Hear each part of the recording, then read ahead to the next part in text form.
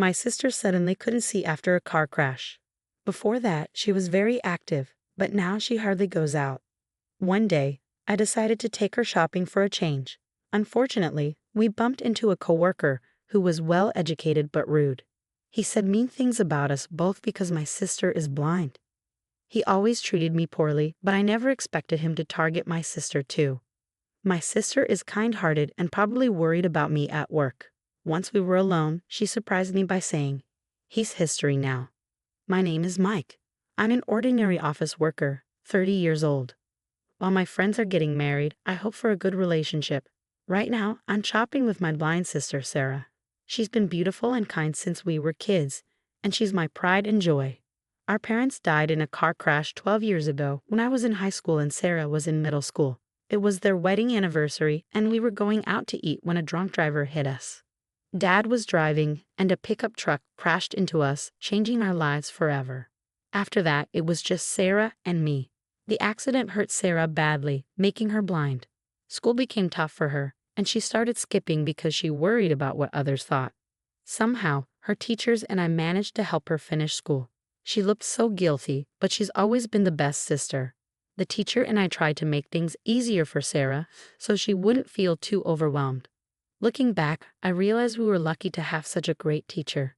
Thanks to Sarah's determination, she got into a high school that provided excellent support for her needs. I know she goes through a lot, and she must have her own struggles. After the accident, when we both felt down, I was anxious about the future and didn't know what to do.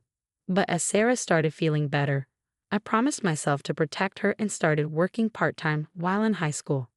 Sarah, not wanting to worry me, tried to manage everything herself at home. She's become much stronger compared to when she used to cry a lot. Today is her birthday, and she finally got to go shopping, something she's been wanting to do for a long time. By the way, is it okay that you took the day off today? It's fine. I cleared my schedule a month ago for my sister's birthday. Really? Thanks. I didn't want Sarah to feel responsible for me, so I never talked about my work struggles at home. However, Sarah is sensitive and perceptive about people's feelings. She noticed I've been stressed from work. Hey, big brother, don't push yourself too hard. You look tired. Let's forget everything today and do whatever you like. Okay, got it. Today, I'm going to be totally selfish. I'll make all your wishes come true. Sarah often senses how I'm feeling and expresses concern for my health. Lately, work has been really stressful. I'm doing all of this to make Sarah happy, yet I end up worrying her. What am I doing? While thinking about this, I headed to the store Sarah wanted to visit. Usually I work in the human resources department at a certain company. I've been there since I graduated and feel grateful for the company. However, there's a troublesome person at work who is the source of my stress. Oh look, if it isn't Mike, the familiar face dragging us down. Don't you get that having someone with a degree from any college like yours in HR lowers our standards? Morning, Keith. Huh, bet you're too dumb to even realize you're out of place. Keith is a colleague who boasts about his high education. We started at the same time and are the same age, but he often mocks me. Hey Mike, you okay? Did Keith say something to you again? Morning, Nancy. I'm fine. You know, it's the usual stuff. Nancy is a female employee known for her beauty, inside and outside the company. She's 2 years older and has always been concerned about me because I often receive sarcastic comments from Keith. But I can't talk to Nancy casually. I feel the stares from others around us when we talk. She's popular not only in our department but throughout the company, having many fans. Being less educated, I'm seen as a mismatch to everyone. Keith also likes Nancy and often uses me as a pawn in his efforts to impress her, saying things like, "Manager, since Mike was late, I took over and completed the editing of the template and the application for the recruitment grant." Oh, thanks, Keith. You're so reliable, unlike Mike. Hey, Mike, it's good to be thorough, but you need to think more about efficiency.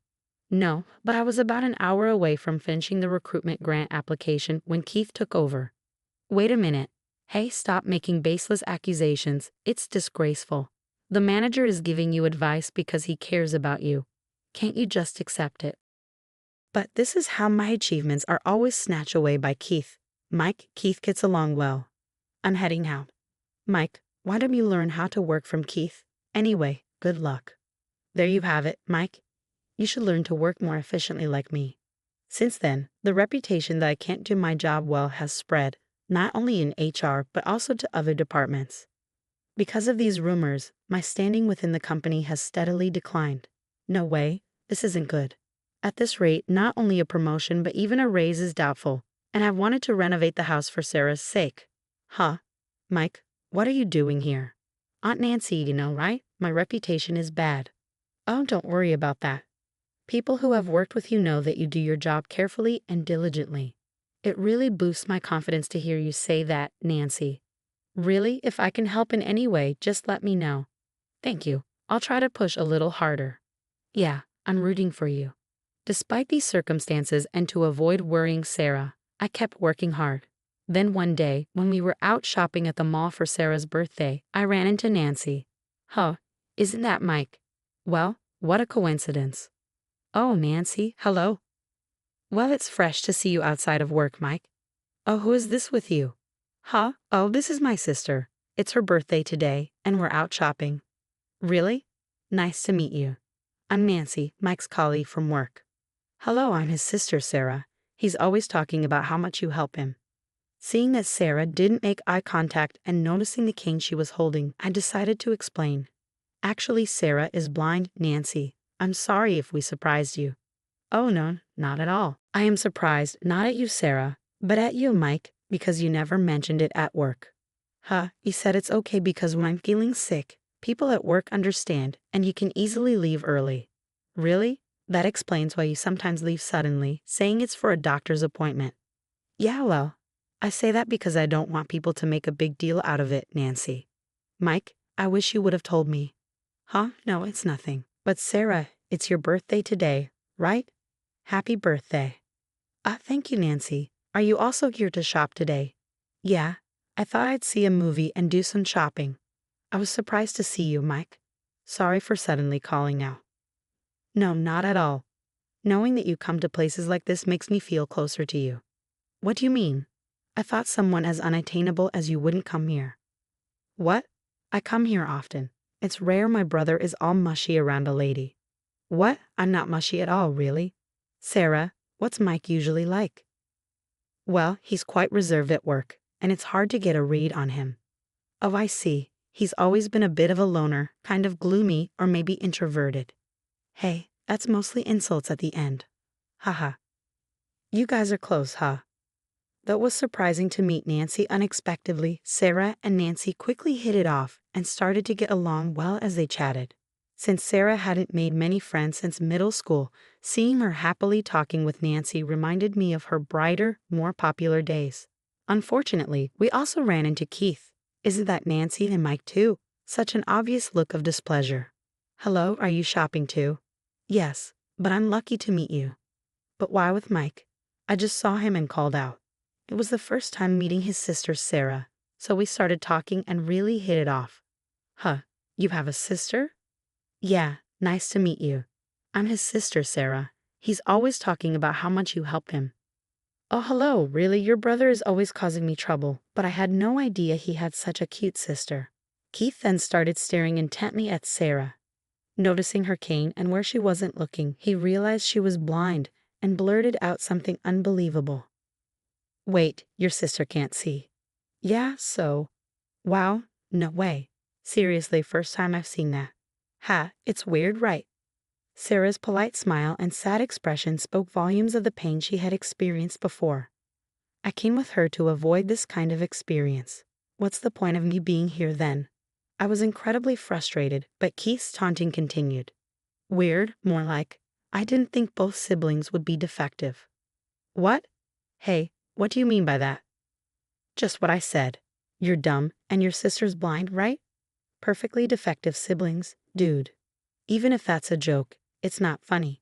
A joke? As if. Your parents must have some serious issues too, considering they have kids like you. Leave their parents out of this. You guys are victims too, right? Pathetic. This is why careless parenting leads to bottom feeders being born into society. Keith was not only looking down on me and Sarah as defective, but also began mocking our parents. I couldn't take it anymore. Hey, that's enough.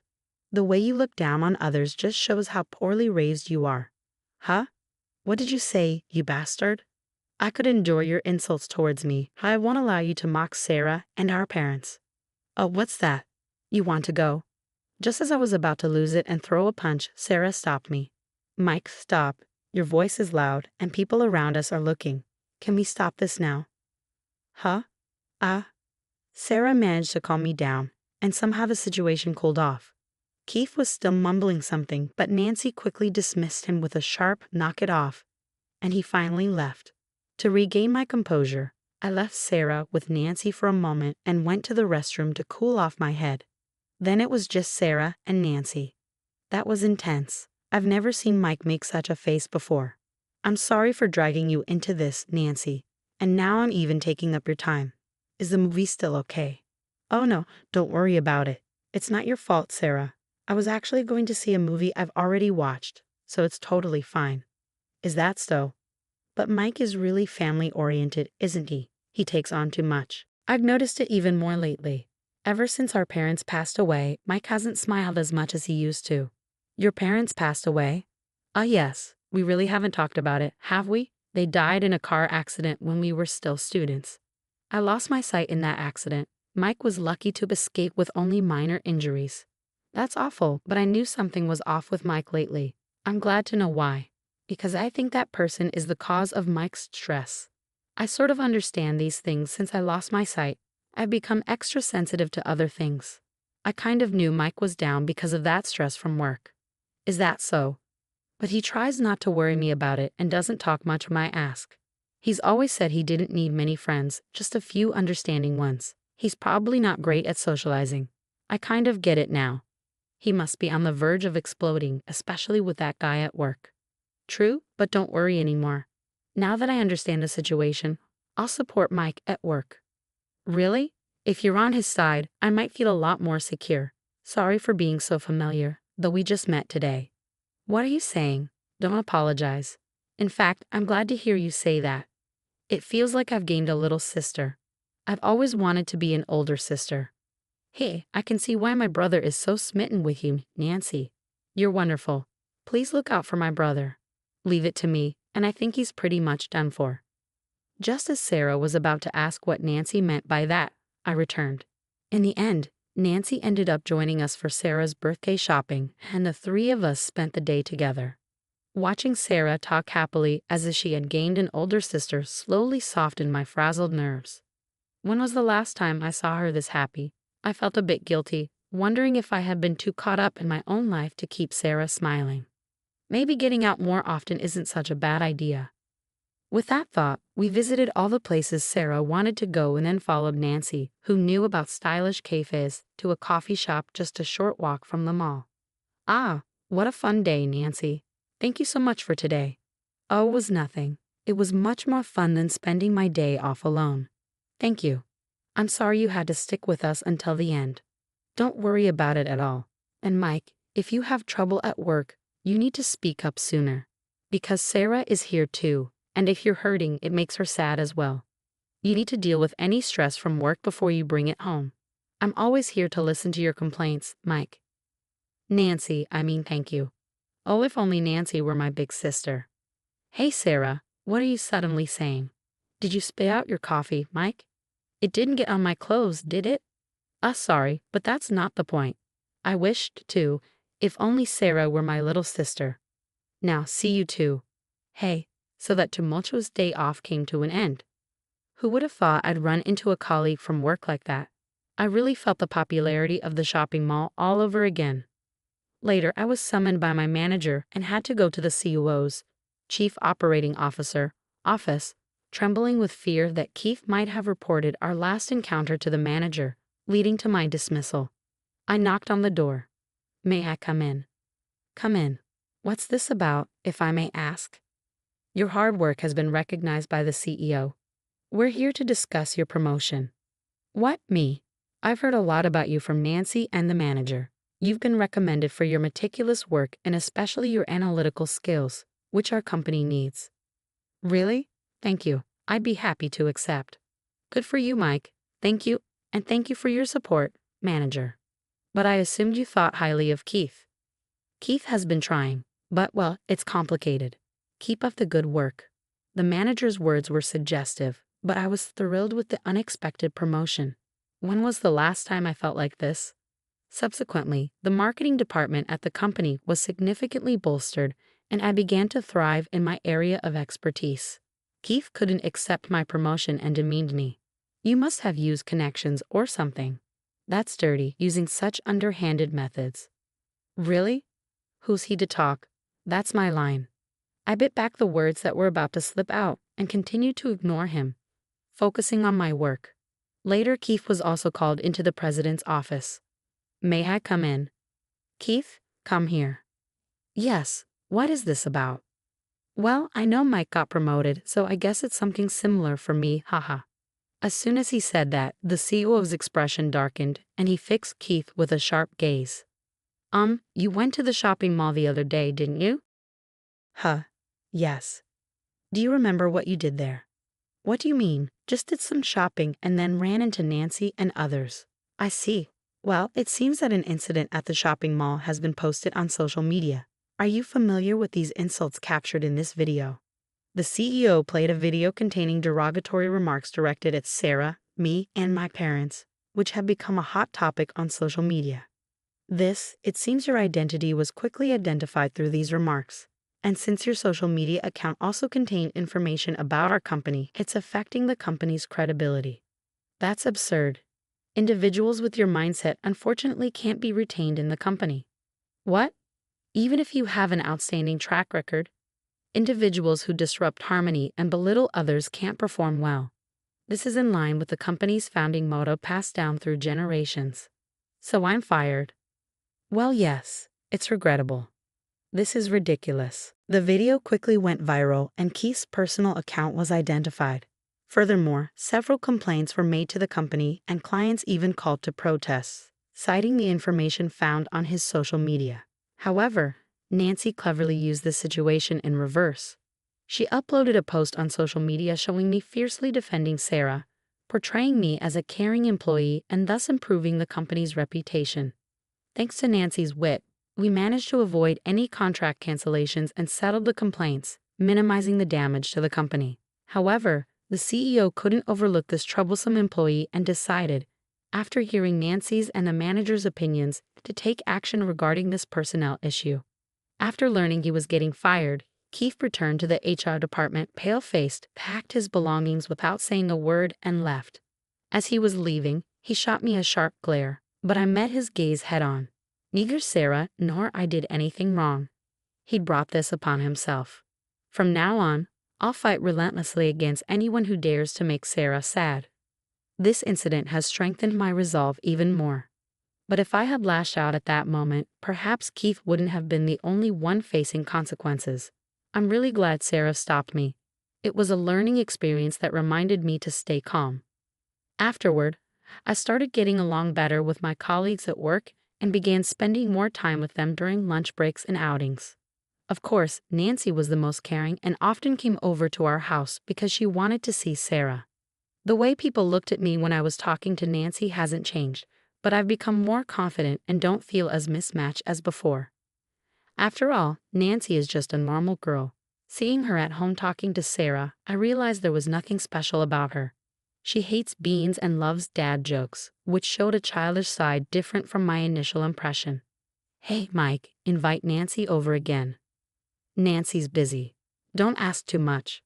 "But Nancy said she's looking forward to coming here." "That's just polite talk, right? She wouldn't say she doesn't want to come. Plus, with you here, she probably wants to have fun, talking girl to girl." "Really? Is that all?" "What if maybe Nancy really wants to see you?" "What are you suddenly saying? Did you spit out your coffee again?" "Seriously.